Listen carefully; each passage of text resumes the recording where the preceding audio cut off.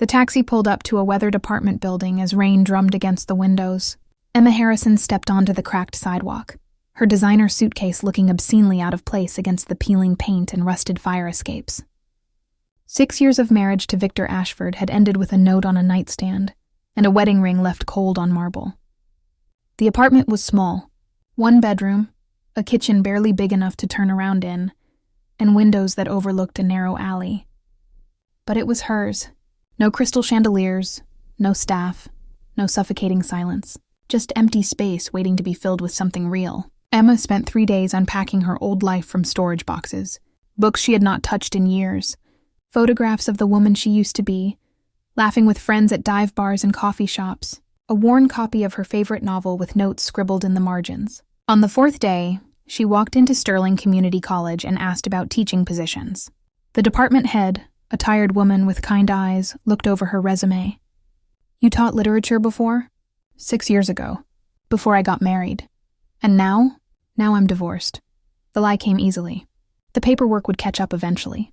"We have an opening. Evening classes, poetry and contemporary fiction. Pays almost nothing." Emma felt something loosen in her chest. "I'll take it." That evening, she stood in front of her first class in years. 20 faces stared back at her, most of them exhausted from day jobs, chasing degrees in stolen hours. She recognized that weariness. She had been living it for years, just in a different cage. "Literature is about truth," she began, her voice steadier than she felt. "Not the comfortable kind. The kind that makes you look at your life and ask if you're really living it." After class, a student approached her desk. He was older than the others, maybe early 30s, with dark circles under his eyes and paint stains on his jeans. "That thing you said about truth," he started, hesitating. "Does it get easier?" "Facing it." Emma looked at him, really looked. She saw something familiar in his expression. The weight of choices made and unmade. "I don't know yet," she admitted. "I only just started." He nodded slowly, then extended his hand. "Lucas Moreno. I'm in your Wednesday class too." His grip was warm, calloused. Nothing like Victor's cold, controlled touches. "Emma Harrison." "I know. It's on the syllabus." A ghost of a smile crossed his face. "Welcome back to the real world, Professor." As he left, Emma sat alone in the empty classroom. Through the window, she could see the city lights beginning to glow against the darkening sky. Her phone buzzed. 17 missed calls from Victor. She turned it off. That night, she dreamed of green dresses and ballrooms and whispered words that cut like glass. But when she woke, the morning light streaming through cheap curtains felt like forgiveness. She didn't know that Lucas Moreno had his own ghosts, or that in 3 weeks Victor would walk into her classroom with a smile that promised destruction. All she knew was that for the first time in 6 years, she could breathe. 3 weeks passed like pages turning in a book Emma had forgotten how to read. She fell into a rhythm. Morning coffee at the diner down the street, afternoon prep in the college library, evening classes that filled her with a purpose she'd thought was dead. Lucas Moreno showed up to every session. He sat in the back row, always watching, always listening. His essays were raw and honest, written in the hours between shifts at the construction sites where he worked. He wrote about loss and redemption with the kind of clarity that came from living through both. After class one Wednesday, he lingered. "You ever feel like you're running from something?" he asked, gathering his notebooks. Emma's hand stilled on her briefcase. "Every day. Does it work?" "Not really. It just follows you to smaller apartments." He laughed, a sound rough with understanding. "Yeah, I tried that too. New city, new job, new everything. But the past doesn't care about geography." "What are you running from?" Lucas met her eyes. In the fluorescent classroom light, she could see scars on his knuckles, the kind that came from hitting something hard enough to break. "Someone I used to love. Someone who loved me back, until she didn't." Before Emma could respond, the classroom door swung open with enough force to make them both turn. Victor Ashford stood in the doorway, immaculate in a charcoal suit that cost more than most people made in a month. His eyes swept the room, landing on Emma with an expression she knew too well. Possession wrapped in a smile. "Emma, there you are." Her stomach dropped. "Victor, what are you doing here?" "Looking for my wife." He stepped inside, and the space seemed to shrink around his presence. "You left so suddenly. I've been worried." "I left a note. Notes aren't conversations." His gaze shifted to Lucas, assessing him the way he assessed business competitors. "And who's this?" Lucas stood slowly, and Emma noticed he was nearly Victor's height. But where Victor carried himself with polished authority, Lucas had something rawer. Something that hadn't been refined by boardrooms and country clubs. "Lucas Moreno, I'm a student." "Of course you are." Victor's tone could have cut glass. He turned back to Emma. "We need to talk, privately." "I'm in the middle of..." It wasn't a request. The air in the room went cold. Emma felt the old instinct rising, the one that had kept her small and quiet for 6 years. But something else rose with it. Anger. Sharp and bright and completely new. "Then it's a good thing I'm not taking orders anymore." Victor's smile didn't reach his eyes. "Emma, don't make this difficult." "Difficult for who?" "For both of us. You walked away from a life most people would kill for. I'm offering you a chance to come home." "That was never home." "Really?" Victor took a step closer, lowering his voice. "Because the bank account you haven't touched says otherwise. The credit cards you haven't canceled. The life you built for 6 years and threw away because you had a moment of weakness." Emma felt the words like blows. Part of her knew he was right. She hadn't canceled anything, hadn't filed papers, hadn't made it real beyond a suitcase and a forwarding address. Lucas moved, positioning himself slightly between them. "She asked you to leave." Victor's attention snapped to him. "And you are protecting her? How noble. Tell me, student. Do you know who you're talking to?" "Yeah, the guy who can't take no for an answer." For a moment, Emma thought Victor might swing at him. She could see the calculation in his eyes, weighing consequences against satisfaction. But Victor hadn't built an empire by losing control in public spaces. "Emma, I'm staying at the Grandview Hotel, room 1504. When you're done playing teacher, we'll finish this conversation like adults." He adjusted his cufflinks, a gesture she'd seen 1,000 times. "Don't wait too long. My patience has limits." He left without another word, his footsteps echoing down the hallway. The silence he left behind felt heavier than his presence. "You okay?" Lucas asked quietly. Emma realized she was shaking. "No, but I will be." "That's your husband?" "Ex-husband, almost." She closed her eyes, steadying herself. "It's complicated. Most things worth having are." She looked at him, surprised. "What makes you think he's worth having?" "I don't." Lucas gathered his things, slinging his bag over his shoulder. "But freedom is, and you're worth the fight to keep it." He left before she could respond, leaving Emma alone in the empty classroom with the ghost of Victor's cologne still hanging in the air. Her phone buzzed, a text from an unknown number. "Your husband made quite an impression. Interesting choice in companions, Emma." The message was signed with an initial she didn't recognize, sent from a contact not in her phone. Someone had been watching. Someone new. And somewhere in the building, a door closed with a sound like a verdict. Emma stared at the message until the screen went dark. Then she called the number back. It rang twice before a woman answered, her voice smooth and coldly amused. "Mrs. Ashford. Or is it Ms. Harrison again? Who is this?" "Someone who knows exactly what you're running from, and exactly what you're running toward." Emma's pulse hammered. "If you have something to say it. Coffee. Tomorrow morning. The West Side Cafe on Birch. Come alone or I send everything to Victor." "Everything? What?" The line went dead. That night, Emma couldn't sleep. She lay awake replaying the conversation, turning the woman's words over like stones looking for hidden meanings. At 3 a.m., she gave up and made tea, sitting by the window and watching rain streak the glass. Her phone lit up. "Lucas. Can't sleep either?" She typed back.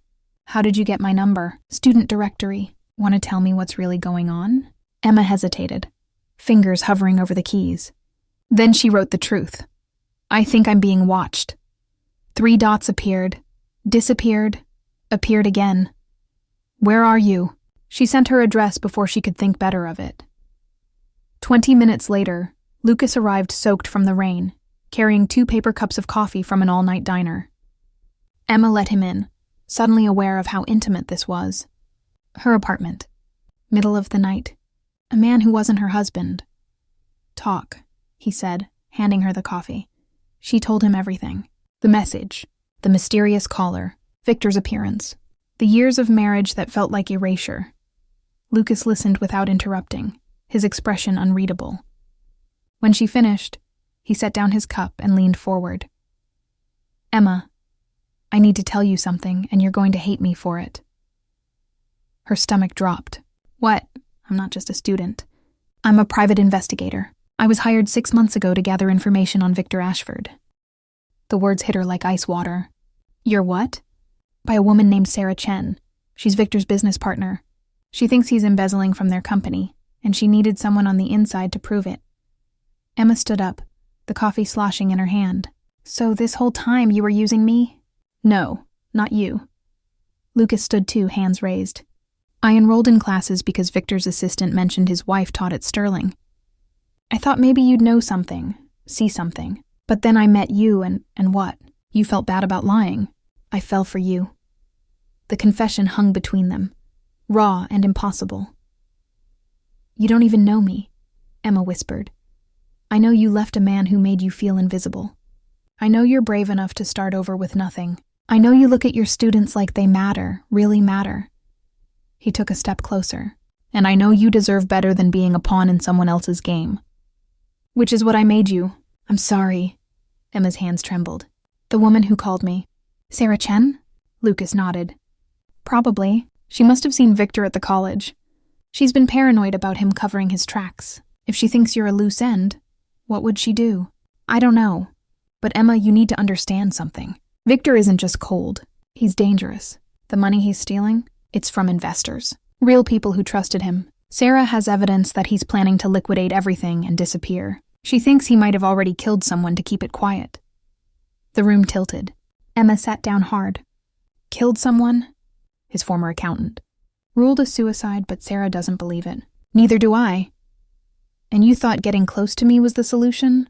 I thought protecting you was. Lucas crouched in front of her, meeting her eyes.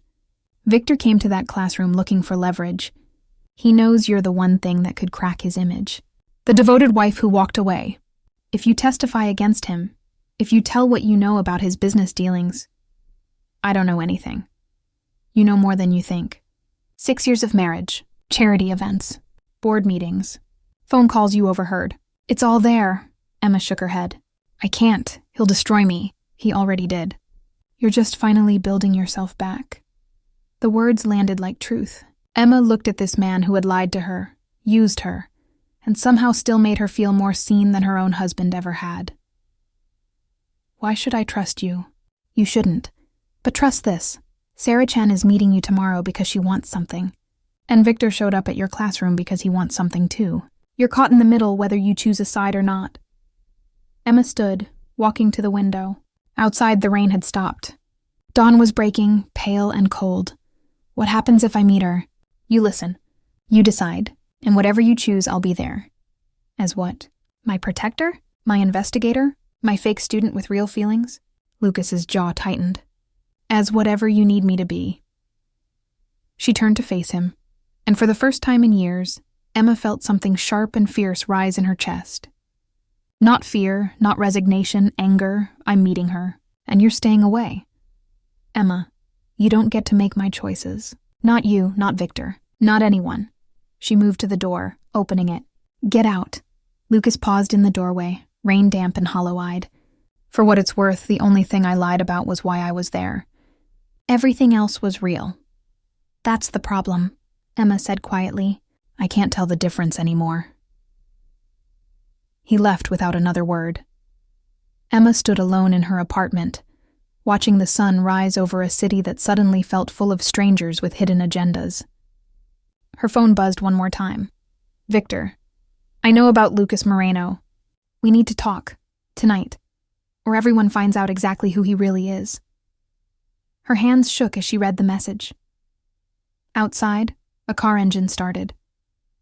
Through the window, she saw Lucas sitting in an old pickup truck, head bowed against the steering wheel, and 3 floors down, in a black sedan, someone else was watching both of them. The West Side Cafe smelled like burnt coffee and desperation. Emma sat in a corner booth watching the door. Sarah Chen arrived exactly on time, elegant in a navy suit that whispered money and power. She slid into the seat across from Emma without asking. "Thank you for coming. I didn't have much choice." Sarah smiled, but it didn't reach her eyes. "We always have choices, Mrs. Ashford. It's the consequences we can't control." "What do you want?"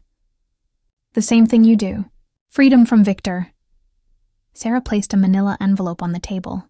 Inside are financial records, transactions, wire transfers, evidence that your husband has been stealing millions from investors and funneling them through offshore accounts. He's planning to disappear, soon. Emma stared at the envelope without touching it. "Why are you showing me this?" "Because you're the only person who can stop him. As his wife, you have access to his personal accounts, his home office, his private files. You could testify, help the FBI build a case that actually sticks. I could also end up dead, like his accountant." Sarah's expression shifted, genuine surprise flickering across her face. "So Lucas told you about Marcus. Is it true? Did Victor kill him?" "I don't know. But Marcus called me the night before he died, terrified. He said Victor knew about our investigation, and that people who crossed him didn't just lose their careers." Sarah leaned forward. 2 days later, Marcus was found in his garage with the engine running. Suicide note typed on his computer. But Marcus was left-handed, and the note was typed right-handed. Emma's stomach turned. "You think Victor staged it? I think Victor is capable of anything when cornered. And right now, he's very cornered." Sarah pushed the envelope closer. "Look at the dates on those transactions. They started 6 years ago, right around the time he married you." "What are you saying?" "I'm saying you were part of the cover. The devoted wife. The perfect image. While you played your role, he played his. And now that you've left, that image is cracking." Sarah's voice dropped. "He needs you back, Emma. Not because he loves you. Because without you, he's exposed." Emma felt sick. 6 years of her life, reduced to camouflage for a criminal. "If I help you, what happens to me?" "Witness protection, new identity, a chance to actually start over, not just run away." "And if I don't?" Sarah's expression hardened. "Then Victor wins. He disappears with the money, and everyone he's destroyed along the way gets nothing, including you. Why do you care so much?" "This is about more than money." For the first time, Sarah's mask cracked. "Because my brother invested his retirement with Victor. Everything he'd saved for 40 years. And when he lost it all, he put a gun in his mouth." Her voice broke. "So yes, Mrs. Ashford, this is personal." Emma reached for the envelope with shaking hands. Inside were bank statements, wire transfers, emails, all in Victor's name. All damning, all impossible to ignore. "I need time. You have until tonight. Victor's flying to the Cayman Islands tomorrow morning. If he leaves the country, we lose him." Sarah stood, leaving cash on the table for coffee neither of them had ordered. "Lucas cares about you, you know. Whatever else he lied about, that part was real. I've worked with him for 3 years. I've never seen him look at anyone the way he looks at you. He used me. So did Victor. The difference is Lucas feels guilty about it." Sarah left, and Emma sat alone with an envelope full of evidence and a choice that felt like drowning. Her phone rang. "Victor." She answered without thinking. "Emma, where are you?" "Out. Meet me, tonight, 7 p.m., the Grandview penthouse." His voice was tight, controlled.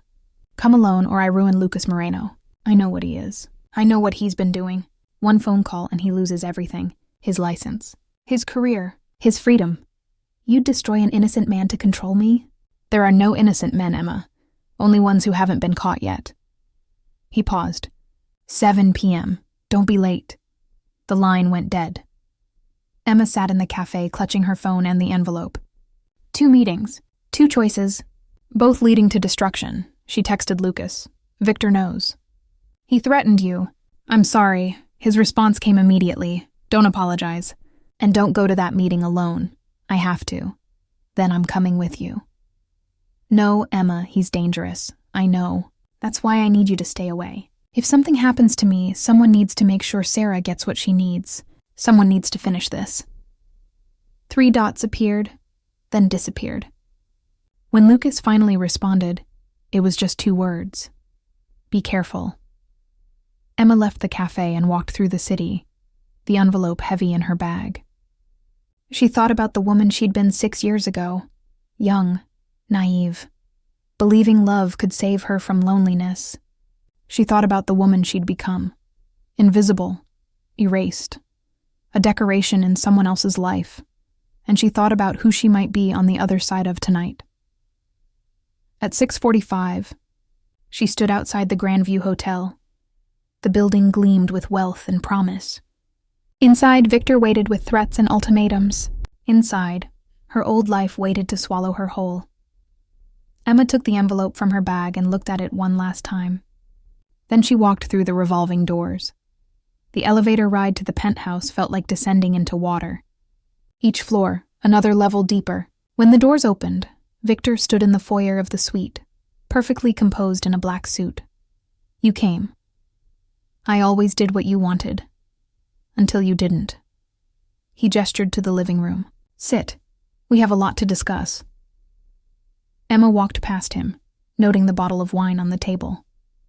2 glasses. One already poured. I'm not drinking with you. Suit yourself. Victor took a sip from the other glass, watching her.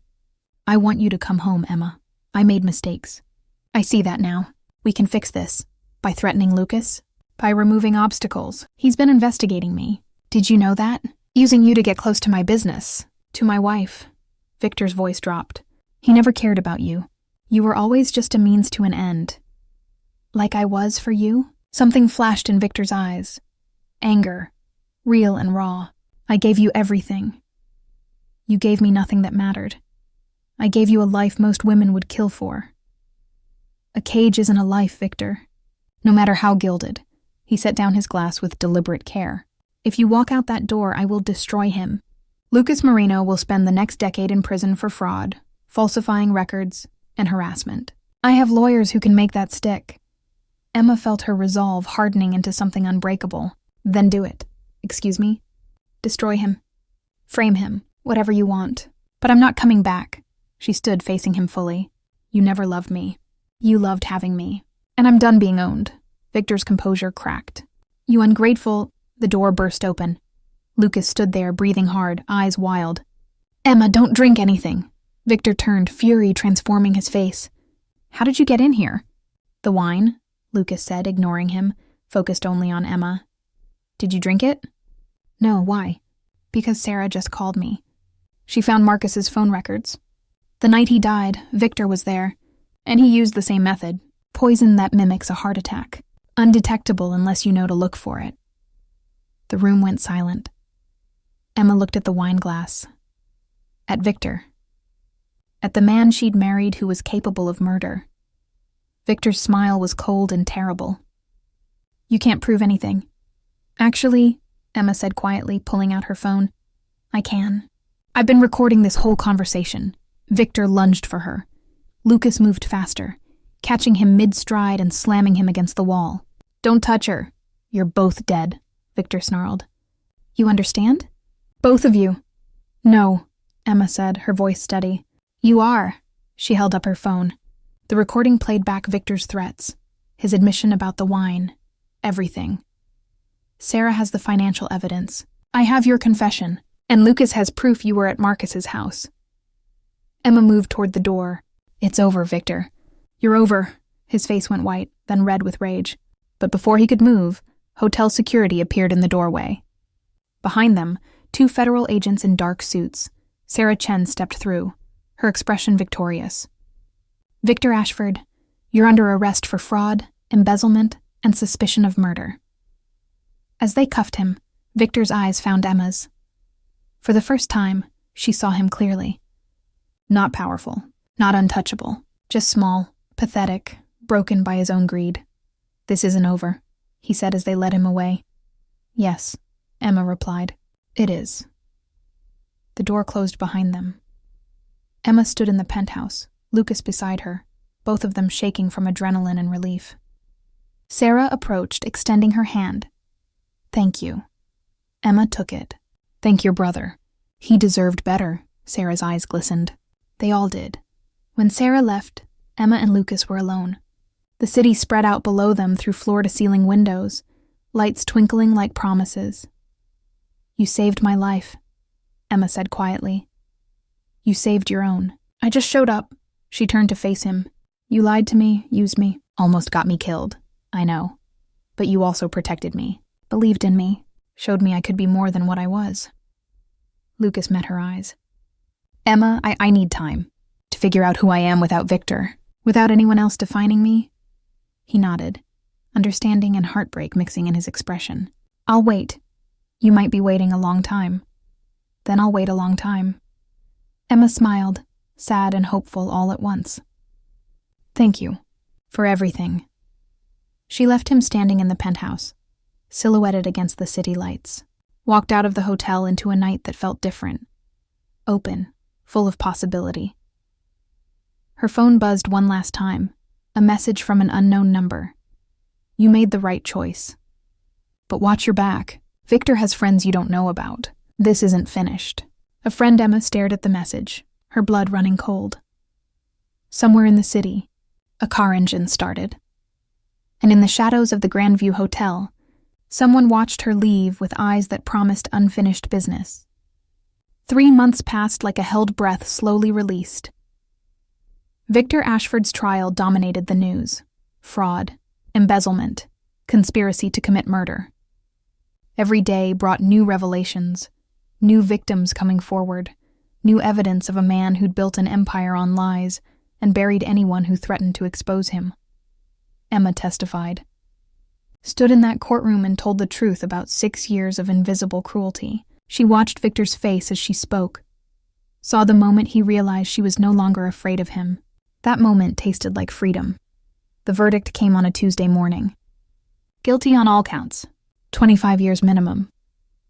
Sarah Chen hugged Emma outside the courthouse, both of them crying. "My brother can rest now." Emma thought about all the people Victor had destroyed, all the lives he'd stolen. They all can, but the message haunted her. The warning about Victor's friends, the promise of unfinished business. Emma waited for the other shoe to drop. It never did, until tonight. She stood in her apartment, now filled with books and plants and evidence of a life being rebuilt. Lucas had kept his distance, respecting her need for space.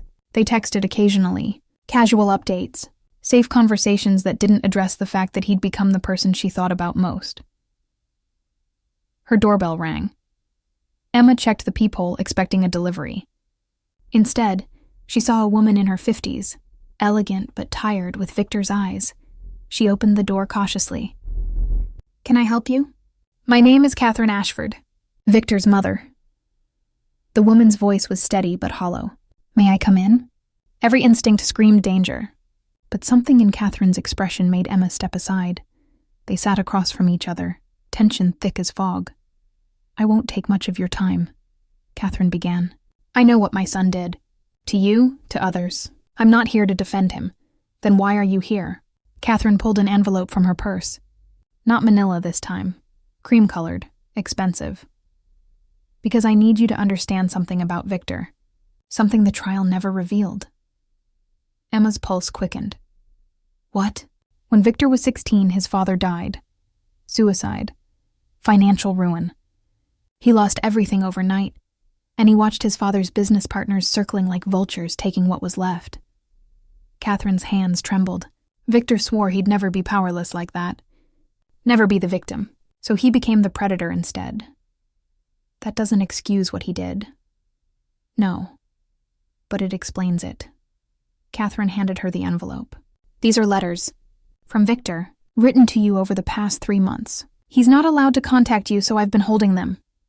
Emma stared at the envelope like it might contain poison. "Why would you give me these?" "Because they show a man who's finally breaking, finally feeling something close to remorse. I don't know if it's real or if it's just fear of dying in prison, but I thought you deserved to see them, to decide for yourself. I don't want anything from him. I understand. But Emma," Catherine leaned forward, her eyes shining with unshed tears, "I also came to warn you. Victor has a brother, Nathaniel. He blames you for everything. He thinks Victor was set up, that you and Lucas conspired to destroy him." The warning from 3 months ago suddenly made sense. "Victor's friends," What does he want? I don't know. But Nathaniel is worse than Victor ever was. Victor wore a mask. Nathaniel doesn't bother. Catherine stood. Watch yourself. And if you see him run, don't try to reason with him. Just run. She left the envelope on the table and walked to the door. Paused. For what it's worth, I'm glad you got out. I never did. I spent 40 years married to a monster who taught my sons to be monsters too. You're braver than I ever was. Catherine left, and Emma sat alone with the envelope. She stared at it for an hour before finally opening it. Inside were letters. Dozens of them, written in Victor's precise handwriting. The first ones were full of rage and threats, but as they progressed, something shifted. The anger gave way to something rawer. Confusion. Pain. Words that almost looked like self-awareness. The last letter was dated yesterday. Emma. I know you won't respond to these. I know I don't deserve for you to. But I need you to understand something I'm only now beginning to see. I never loved you the way you deserved. I loved the idea of you. The way you made me look. The way you fit into my life like a missing piece I didn't know I needed. But I never saw you. Not really. You were right that night on the balcony. When you reached for me, and I told you never to touch me in public. I think about that moment every day in here. The look on your face. The way something died in your eyes. I killed you slowly for 6 years, and I didn't even notice. I'm not asking for forgiveness. I'm just saying I finally see what I destroyed. And I'm sorry. Whatever happens to me now, I deserve it. But you, Emma, you deserve everything I never gave you. Love, freedom, the chance to be yourself. I hope you find all of it. Emma read the letter 3 times, tears streaming down her face. Not for Victor, for the girl she'd been who thought love could save her, for the years she'd lost, for the person she'd almost forgotten how to be. Her phone rang. Lucas. Emma. Where are you? Home. Why? Listen to me carefully.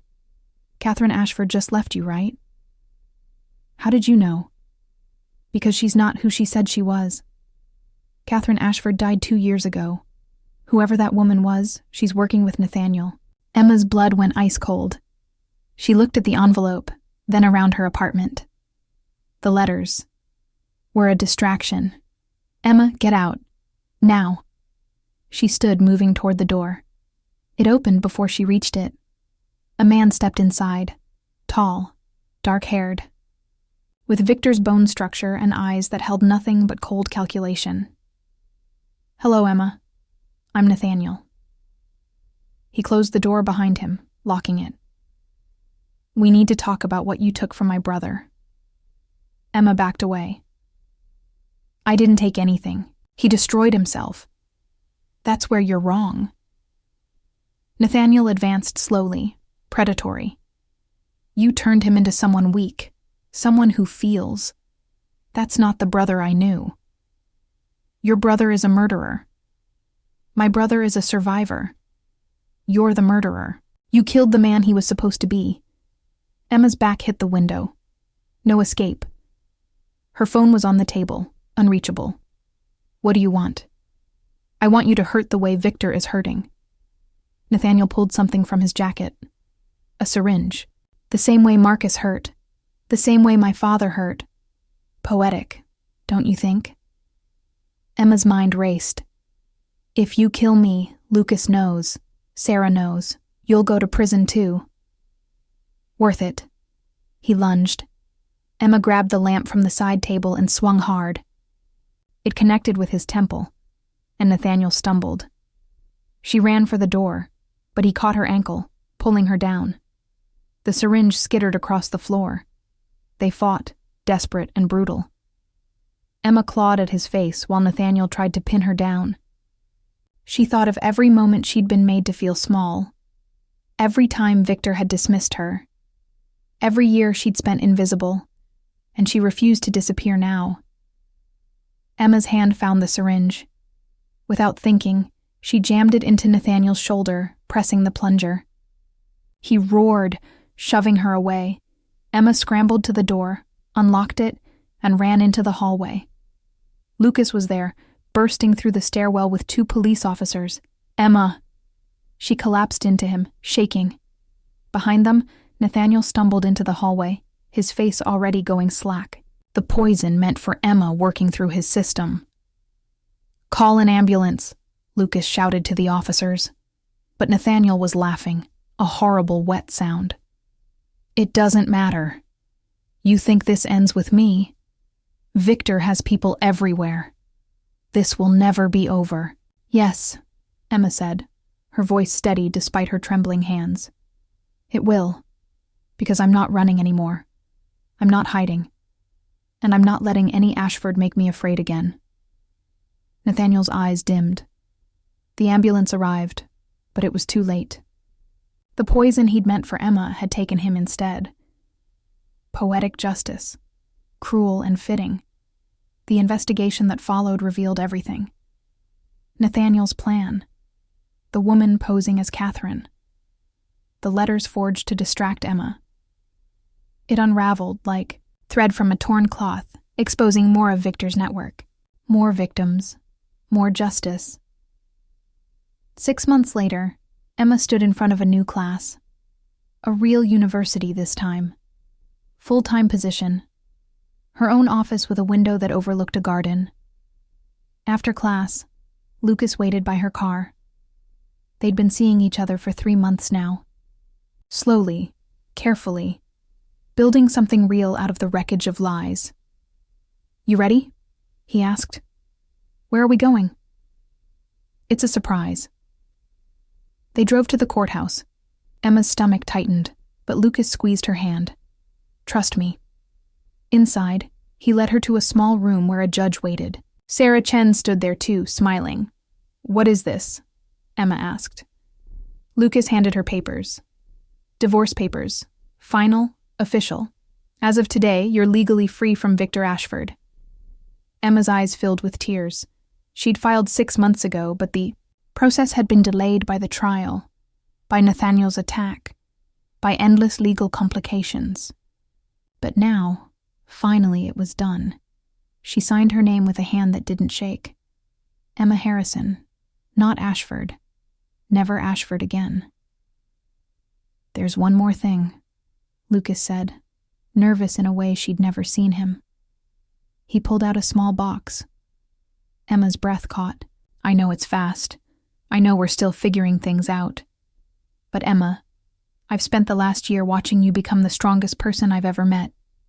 And I don't want to be your investigator, or your protector, or your secret." He opened the box, revealing a simple silver ring. "I want to be your partner. In everything. If you'll have me." Emma looked at this man who'd lied to her, saved her, stood beside her through everything, who saw her not as decoration or distraction, but as someone worth fighting for. "Ask me again in a year," she said softly, "when I've had time to really know who I am, without anyone else's name attached to mine." Lucas smiled, understanding and love mixing in his expression. "I can do that." But until then, Emma took the ring and slipped it on her right hand. "I'll hold on to this, as a promise, that when I'm ready, I'll give you an answer." He kissed her then, soft and full of patience. Outside the courthouse, the sun was setting. Emma stood with Lucas and Sarah, 3 people bound by trauma and healing, looking toward a future that finally felt like theirs. Her phone buzzed one last time. A message from an unknown number. "Victor Ashford died in prison today. Heart attack. They said it was natural causes. I thought you should know." A friend Emma read it twice, then deleted it. She felt nothing. No relief. No sadness. Just closure. Victor was gone. Nathaniel was gone. The chapter of her life that had nearly killed her was finally, completely closed. She took Lucas's hand and walked toward the car, toward dinner, toward a life she was building on her own terms, toward something that looked like happiness, earned through fire and refusal to break. Behind them, the courthouse doors closed with a sound like a book ending. And somewhere in the city, a woman who was no longer invisible smiled at her reflection and recognized herself for the first time in years. She was free, really, truly free. And that was everything. The end.